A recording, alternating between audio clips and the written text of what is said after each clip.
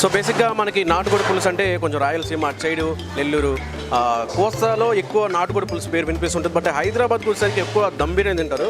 But ఇప్పుడు మనకి నాటుకోడి పులుసు చెప్పిపోతున్నారు. సో ప్రాసెస్ అంటే తెలుసుకుందాం. బ్రో, నాటుకోడి పులుసు అయితే నాటుకోడి పులుసు. ఓకే, ఫస్ట్ పాండిల్ పెట్టి ఆయిల్ వేసి నెక్స్ట్ ఆయిల్లో ఆనియన్ ఫ్రై చేయాలి, అది కరివేపాకు వేయాలి, పచ్చిమిర్చి, తర్వాత నాటుకోడి బాయిల్ చేసి పెట్టుకుంటాం అన్నట్టు ముందుగా, అది కూడా వేయాలి. బాయిల్ చేసి పెట్టుంటారు మీరు ముందుగా. చేసిన తర్వాత ఇప్పుడు ఫ్రై పనులు వేయాలి. మళ్ళీ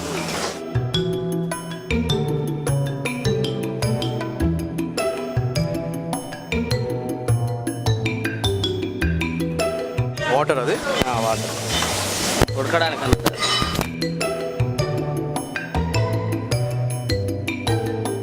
ఉప్పు, కారం, కరివేపాకు, ధనియా పొడి, జీరా పొడి, గరం మసాలా. సో క్వాంటిటీ తగ్గట్టు, క్వాంటిటీకి తగ్గట్టు తగినంత.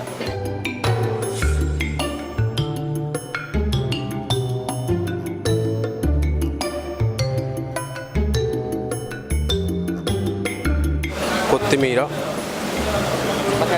And lemon. వావ్, నిమ్మకాయ టేస్ట్ బాగుంటుంది. లెమన్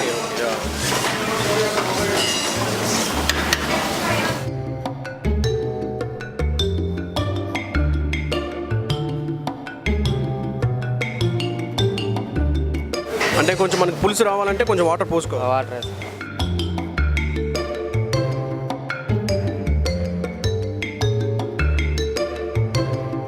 గ్రేవీ టైప్ రావాలి. గ్రేవీ టైప్ ఉంటుంది. Okay okay. ఏది నెయ్యి? అది లైట్గా గీ అన్న. టేస్ట్ బాగుండాలంటే కొంచెం నెయ్యి వేయాలి.